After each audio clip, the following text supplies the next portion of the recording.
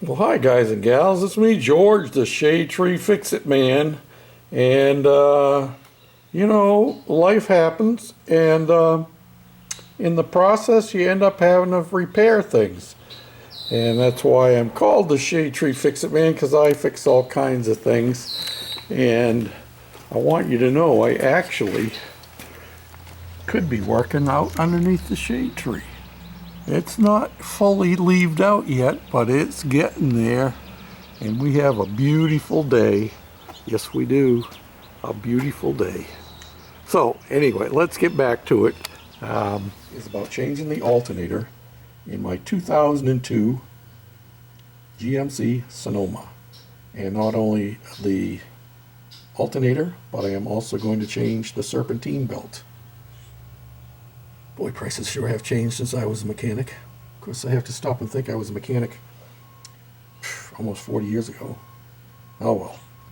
Let me get you set up and we'll get to it. Now, the first thing you have to do is disconnect your battery.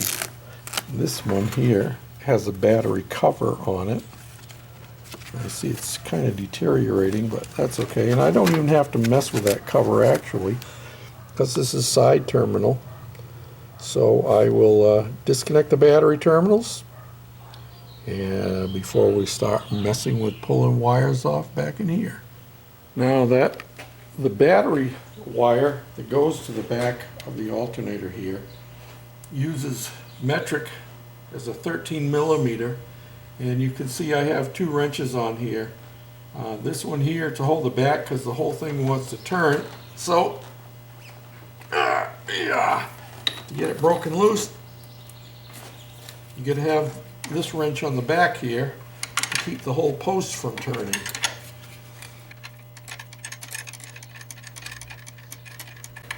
I like to get the wires disconnected as much as possible before I lift it out. And the next thing before I go unbolting the alternator itself will be to take the tension off of the belt so that the alternator will be free to work. And there's our battery wire right there, just like that. Now the other wires are connected right here, and they have a clip in the back, and this one actually may be easier to get out once we get the alternator pulled back. So I think the next thing we'll do is loosen up our tensioner. Now here's our tensioner, and the nut, or the bolt actually, right here is 13 millimeter, and it has a square down in here for 3/8 drive, so that you can release the tension from the belt. And as you can see, I have an extended handle wrench, and see I can pull it right back like that, and it loosens up the belt, so we can pull the belt right off. Now we have 3 bolts for getting our alternator off. There's one right here, 13 millimeter, another one right here, which is 13 millimeter, and another one down here in the back, right down in there, that is also 13 millimeter. So let's take those off, and we should be able to lift our alternator right up out of there. Okay, so I've got the bolts all out, and you can see that I have, well, you can't see because I don't have you pointed down at it, but down here on the battery, you can see that I have three bolts and 1 nut. And those are the fasteners. The 3 bolts are for the alternator, and the nut is for the wire. So now the next thing we're going to do is get the alternator out of there. And to do that, I stuck my screwdriver down in here and pried up, and I've already got it started.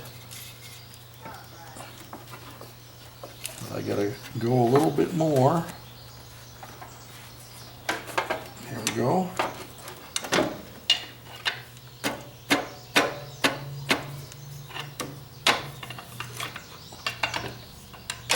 There we go.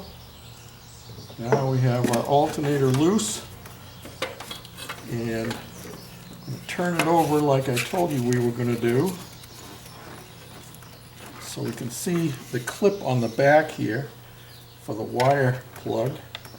Just tip that like that, and off it comes. And now we're ready to just lift that puppy right out of there, and we'll be putting our new one right back into the same place, but not until after I replace the belt. And this alternator was working just fine, but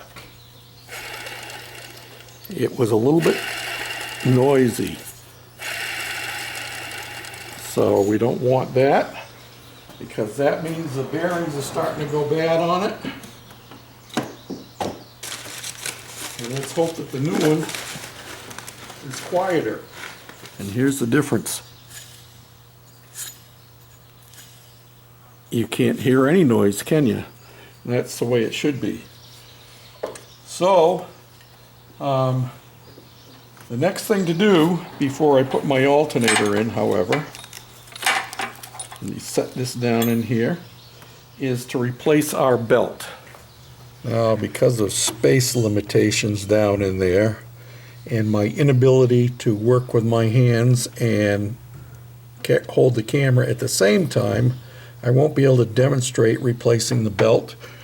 But you should know that on the cowl here, there is a diagram which shows you the exact belt routing that you have for your vehicle.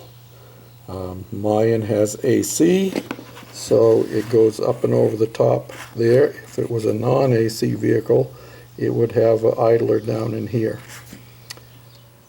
Now, whenever I replace an alternator, I always replace the belt at the same time. My belt was squealing. Even though it looks very well, I'm replacing it. And those are the numbers that match for my vehicle. Again, it's 2002 GMC Sonoma with a V6 and air conditioning. And I'm saving the old one because it may come in handy a little bit later on for a board track racer bike that I'm planning on building. There it is, all installed. No belt squeak, no growling from the alternator. And my truck has an voltmeter gauge, so I don't have to get out my meters to check it and make sure it's charging. I just climb in here and look, and it's charging just fine. So that's it for this job. Relatively simple one. Thanks for watching, commenting, and subscribing. Until next time, this is George, the Shade Tree Fix-It Man. Bye for now.